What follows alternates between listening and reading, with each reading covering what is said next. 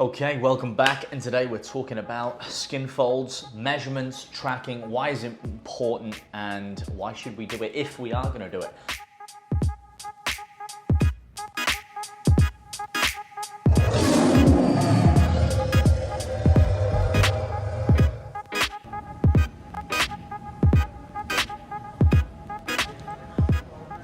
So ultimately, when we're taking measurements, we're trying to gauge progress. We're trying to remove error. We're trying to focus on the controllables, and we're using it as a calibration system to identify whereabouts we are on our journey, depending on whether we want to build muscle, lose fat, and or both, get bigger, faster, stronger, all of the above. So the reason why we want to use measurements is we want to remove a lot of the guesswork. So there's a verbiage saying, that if we're not assessing, we are guessing. And this is true for the most part, because there are a lot of things that we can get within the ballpark, but if we're really not assessing it and we want to move to the next stages of progress, we're not new, we want to make sure we're accurate, we have a definitive and amiable goal, we want to make sure that we're able to track it. So ultimately, when we're doing things like skin folds and girth measurements and tracking strength, nutrition, and all of the other metrics over time, they allow us to gauge our strengths, our weaknesses, our points of improvement, and also whether we're actually moving in the desired direction. So again, it just removes a whole lot of frustration and stress. Now, there are many, many ways to measure body fat and body composition in general. Most of you will be familiar with something like DEXA scans or body impedance, etc. There's lots of different methods, but a lot of them, unfortunately, are quite inaccurate. Now, some of them are good and they can give you a basic metric, they can give you a bit of a starting point over time, but there's a lot of invariables, or should I say, inconsistencies within a lot of these things that can leave you sometimes a little bit disheartened. Well, if we turn to some basic things like our skin folds, we know how to do them correctly, our girth measurements, our nutrition, and then subjectively as well as objectively taking measures over time, we can actually gauge where we're going. So I'll do a bit of a screenshot of the spreadsheets I like, the data I like to collect. Some of it is very objective, some of it is subjective from the client. And this is going to change and vary coach to coach. But if you're watching this as someone who's trying to gauge progress as a client, these are some of the things that you can track if you want to remove the guesswork and actually assess where you're at and where you're going, and actually, are you moving in the right direction? A lot of people guess when it comes to fat loss and muscle gain, and in the early stages, you can do anything. Or at the extremes, you can do anything. You can starve yourself, or you can just eat everything. But they're very black and white approaches which don't really get you the desired goal in a balanced way, and they're not sustainable over time. So when we're talking about measurements, we can look at something called anthropometry, which is just a fancy name for taking skin folds and girth measurements and assessing the body, the joints, the limb lengths, etc.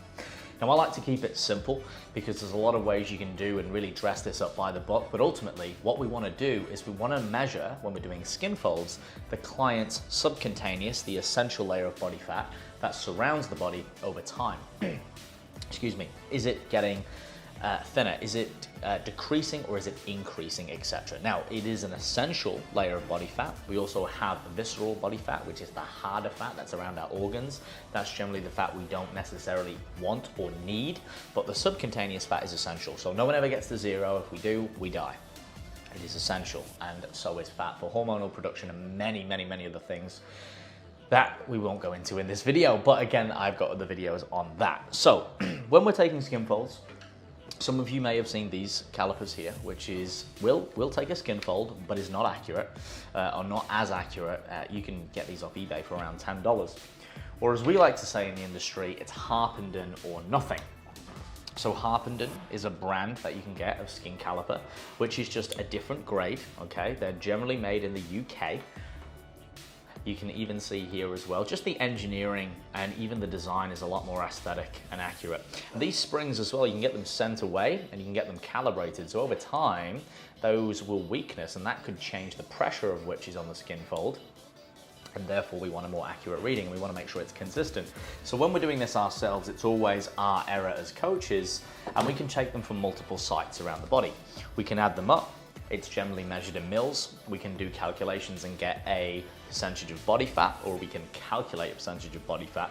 But I might throw up a diagram on the screen now, which can actually show you what body fat percentile you are without actually assessing it, or it will give you a range, because we can tell by physiological metrics and measures what body fat percentage we are if we're male or female.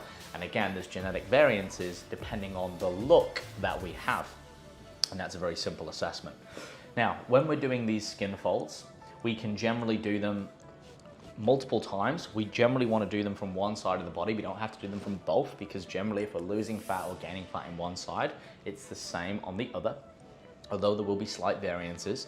And again, we want to make sure that we pinch and hold the body fat and get an accurate measure when we grip. And you'll see on the video that me and Aaron are doing here some of what we're doing. Now again, most of you are not going to be coaches, so you might not be too interested in this. I won't go into it in depth, but ultimately I want to give you an insight to some of the things a coach or you could be doing on yourself, and you guys will probably do if you've not got a coach, you've not got skin folds, because you don't necessarily have to do those on yourself and spend the money to get one of those calipers. You can use girth measurements singularly, or you can put them in coalition with these as well. So make sure you've got a good tape measure. You can generally go around the thickest part, the extremities, and then around the trunk as well. I like to do 4 basic measurements, so chest, back. I like to do stomach, arms, thighs, but you can do many more as well. You can go above and below the belly button and all of that. But ultimately, again, all we're trying to do is find a baseline metric and ascertain whether we're moving in the right direction over time. So again, it doesn't have to be fancy, it doesn't have to be expensive, it doesn't have to be complicated, we can keep it simple. All we need is to be consistent, and that is the key. When we're tracking a lot of these metrics, we want to be consistent with when we're taking the weight or what scales we're taking them off. We want to be consistent for the most part with our nutrition, our intake, how we're tracking that. We want to be consistent with our strength, our programming, tracking the programming, the volume, the loads, etc. We want to be consistent when we're doing these measurements, i.e. are you doing it yourself, or is your coach doing it always, or are you getting multiple people to do it, which might cause a bit of inaccuracy because different people will do it slightly different. Everyone's, individual, if you will. So guys, just a bit of a snapshot, just a bit of a quick one today about measurements and about why we would do them, and again, what measurements perhaps you can take. So keep it simple. Don't necessarily have to buy into any of the fancy scans, even though, it might be good as a bit of an insight, but take it with a grain of salt. Keep it really simple. And if you want to do some of this stuff yourself, I would just say buy a basic tape measure, track the basics of which some of we've talked about today and that you can see on these spreadsheets.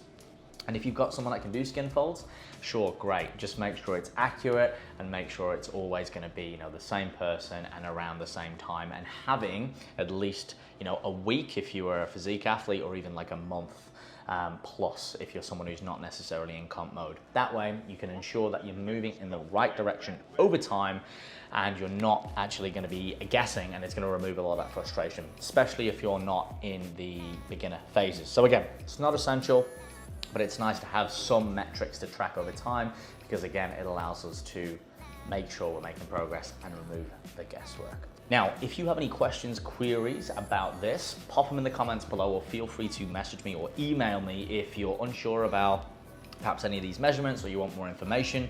I will put the links to these products in the description below, because you definitely want to make sure you're getting the legitimate ones if you're a coach, or if you're a client, or if you're thinking about becoming a trainer, or even if you just want to check it out and read up on it a little bit more. And if you are after some more guidance and support with coaching, click the apply button to get a free consultation with me. You can reach out, we will line it up, make sure that it's a good fit. There's no obligations at all, and we can take your training and your nutrition to that next level. All right, guys, until the meantime, as ever, stay fearless.